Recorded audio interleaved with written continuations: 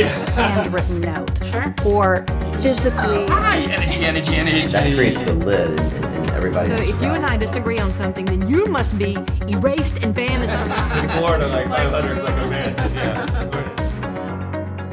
Hi guys, thanks so much for tuning in to this week's Sam Speaks and SamSpeaks radio podcast on iTunes. Today we have Joel Goodrich, who is a luxury agent in San Francisco, and he's going to tell us all about open houses, how he does open houses in his $1 million price point, multi-million-dollar price point, but also how you can implement those same procedures into your $200,000 listing, $500,000 listing, and also what happens when you get your first $1 million listing. How do you get that, and what is the process of working that listing, and what do you do after you actually sell that listing? Joel, thanks so much for joining us today. Sam, it's great to be here. Yeah, so tell us, open houses, what's your process? Do you just open the door, chill on the couch, eat some food, or? Not at all. This is show business. Open houses can run the whole gamut. It's really interesting. Some open houses are actually extremely private. Mm-hmm. I did an open house on a home listed for $12.8 million earlier this year. Oh, wow. But no signs and no open house ad. It was by appointment only open house. Huh. So in other words, we posted it online with the wording by appointment only, call first. And why? Because it's a $12.8 million home. Mm-hmm. And and as per the owner's request, they wanted privacy, but they wanted the exposure. Mm-hmm. So this was a perfect balance. We were able to get in only qualified buyers. Which is a great question. Yeah. How do you qualify buyers? Well, basically, a lot of the buyers that call in that price range are Googleable, quite frankly. They're either well-known in tech, in business, or socially. Right. Plus, I've been in this town a long time, and I kind of know all the names, who's who. Mm-hmm. So it's part expertise and part, obviously, relying on technology to pre-screen them. Mm-hmm. Yeah. So what would you say for someone who has, a $200,000 listing versus the $1 million listing? What's the difference with setting up that open house? For the first-time buyer listings, let's say, I think it's a great idea to do a mailer to the neighborhood. Mm-hmm. Do a mailer to the 500 closest property owners, because what I always advise my clients is we want to micro-market to the local market as well as macro-market to the national and international market. Right. So that micro-market is super important because so often owners in the neighborhood want to make a change, or they have friends or business colleagues that are constantly telling them, let me know if something comes available. Right. So this is a great way to drive qualified traffic to your open house. Plus, it's a great business builder because you can get some more listings. Right. So you're getting business and you're also building your brand. Right. Because you're really showing people in that area, hey, I work this area, this is what I do, this is also how I market my properties. Absolutely. So even in this online world, direct mail is still important, but don't forget social media. Mm-hmm. Do your Facebook, do your Twitter, Instagram, and LinkedIn. Make sure that all of your contacts know where you're going to be that Sunday. Sure. So it's interesting because I always tell my agents too, you should always check the neighbors, like you said, because the neighbors also want people like them in their area. They can have friends, family. They'll know if it's somebody that they know who wants to be in that neighborhood. They might have had a friend over the night before saying, hey, I'd love to live in your neighborhood. Do you know of anything? So if you make that introduction, you might have, the buyer and the seller at that point. Absolutely. I mean, it is your best micro market, and in addition to that, to getting the right buyer, it's a great business builder for getting more listings in the area because you become known as the local expert. Right. Do you knock on the doors and also introduce yourself, saying that I also, I'm selling this place next to you? Not so much in San Francisco because it's an urban market. Sure. But I think that could be appropriate in some of the suburban and rural markets. Sure. Yeah. So take us through, when was your first $1 million listing? How did you get that sale? Well, it was before you were alive, darling. I started real estate in 1992, and I was selling $100,000 condos. Now you can't even buy a closet for that in San Francisco. Yeah. So, but I was determined to get into the ultra-luxury market. That was my goal. So the way I did it is I had a $125,000 listing, but I staged it myself. It had a beautiful fireplace. I put 2 gorgeous orchids and 2 chairs that I bought that looked really pretty. and I did my first real estate ad. I'd been in the business maybe 6 months. So I got more calls on that one ad than any other print ad because people called and said, Joel, why is this only $125,000? It looks like a $2 million co-op. Right. I said, well, come and take a look. So that kind of launched me into the luxury market. So my first $1 million sale was in 1997. That was the beginning of our dot-com boom. And the way I achieved that is, the other thing that I determined early on was the way I was going to succeed was through networking. To me, this is really a people business, and I've met some amazing people and had incredible experiences because of real estate. So instead of dialing for dollars, I call it dining for dollars.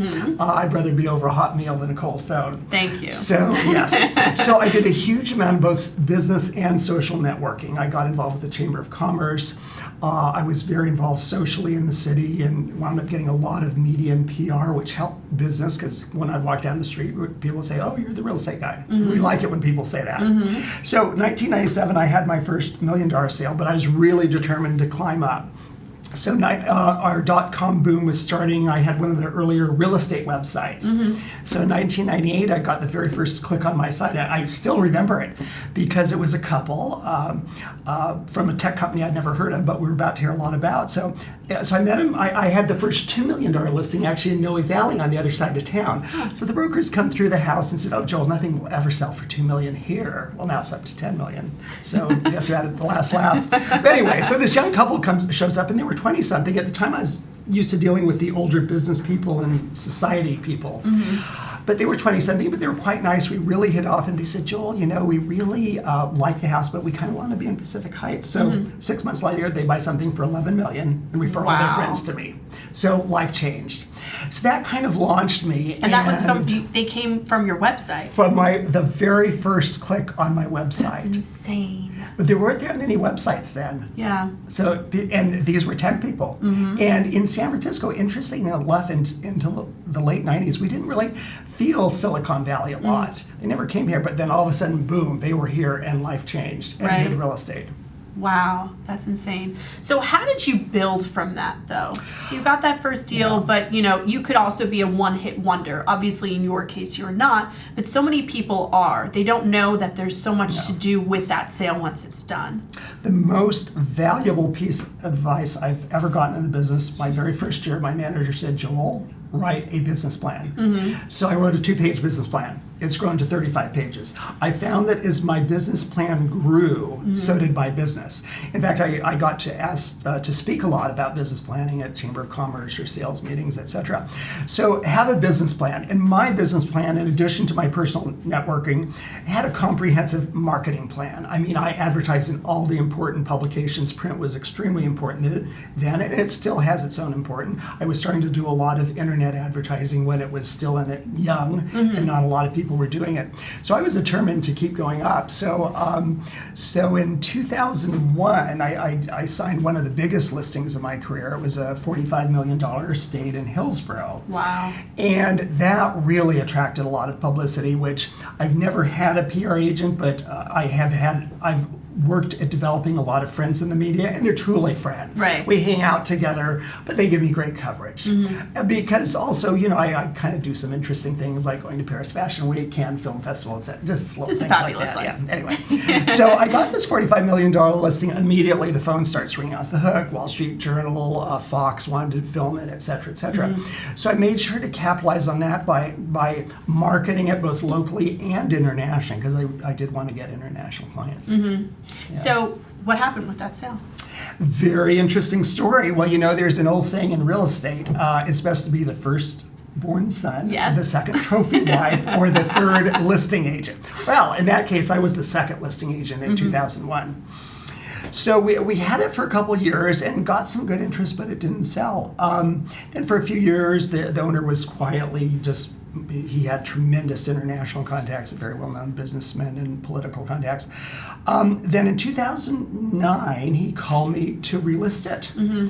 And at the time, I said, the market really isn't there, but thank you so much, but I hope we can do something in the future.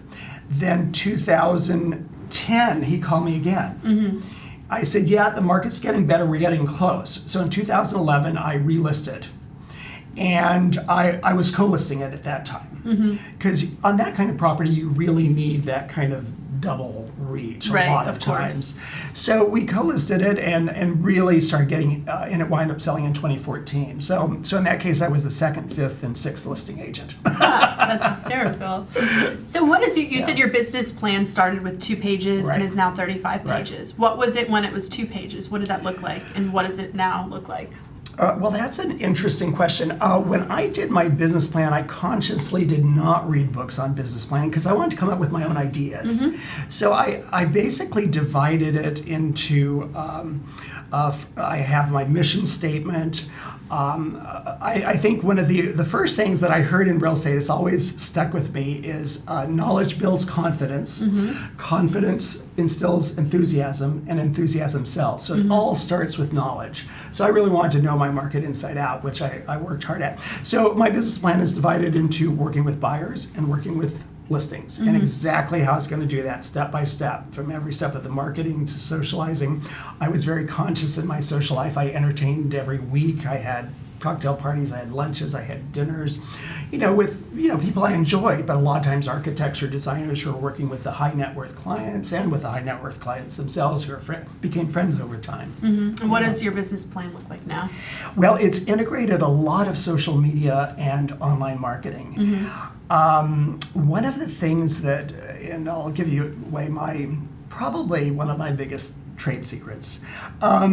Around 2011, I was reading a survey of online marketing that billed itself as the largest survey ever of online marketing. And what they were doing, they were ranking the importance of different kinds of marketing. Social media, SEO, email, et cetera, websites, all of that.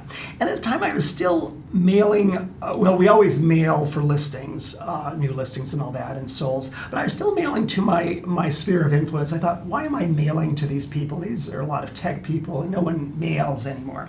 So in this survey, they found out that email was the most effective form of marketing. So I thought, okay, I'm going to do email marketing. So what am I going to email? At the time, I had 4,000 people in my database. Now I have close to 20,000. Plus, I distribute it to about 25,000 people via social media.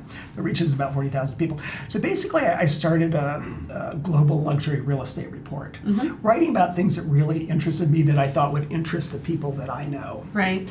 So it covers ultra luxury real estate here in San Francisco and California, as well as nationally and internationally. It covers significant sales. It covers future trends, which people love. And it covers trends in architecture and design, which is also a great passion of mine. Sure. So we tend to get a great click rate, 30 to 35%. The industry average is 20%. And that kind of, in a way, relaunched my career, and I'm real estate 5.0 now because the business is changing so rapidly. Right. So I found that has become one of my most effective marketing. I think it's interesting that you said that you kind of wrote and added stats and information about stuff that you liked versus just trying to research, well, what does everyone else like? Because so many people think, and there's a lot of people out there that say, look at what the consumer is looking for. But I agree with that to an extent, but I also feel like if you want to grow your personal brand, I mean, you are a brand. So people are going to use you because they like you and they like what you're putting out there. So if you're not being authentic with yourself, which you are, then you're not going to get that client that you want. So definitely very, very cool. Last question. Yeah, before we go on, you hit it on your head. I think to succeed in real estate, you have to be true to who you are. Yeah. Because people sense that. Right. And because it's such a personal business, agents succeed in incredibly different ways. Right. So last question, which I think a lot of people always ask. So you said, in the beginning you were constantly networking and going to different events and whatnot. Well, I kept it rather low-key, no more than 6 nights a week. Now it's 5. But it's so hard, and there's certain groups that say, hey, hand out 20 business cards, do this, do that. What is your process? Let's say you're in a room of 50 people. How do you make sure that all 50 people know you are a real estate agent and a luxury real estate agent at that? The old real estate motto, why push when you can shove? No, in the ultra luxury market, it's not that kind of direct sale. Before I was that known in the city, I would kind of, everyone likes to talk about real estate, and I when I would have some architecturally interesting listings. I mean, everyone in San Francisco is real estate's a San Francisco pastime. People are obsessed with real estate here. So the minute people hear you're in real estate, they want to talk to you about that.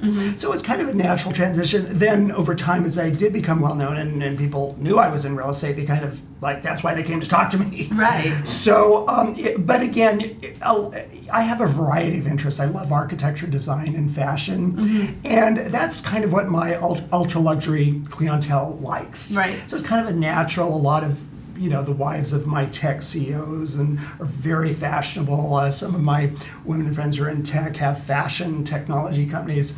So it's kind of a natural bonding of mutual interest because it's those more are of the soft sell than just, hey, I'm a real estate agent. It's about building bonds. Right, and you're figuring out where that connection is and where you both can connect. Yeah. Cool. Yeah. Joel, thanks so much for joining today. How can people connect with you on social media?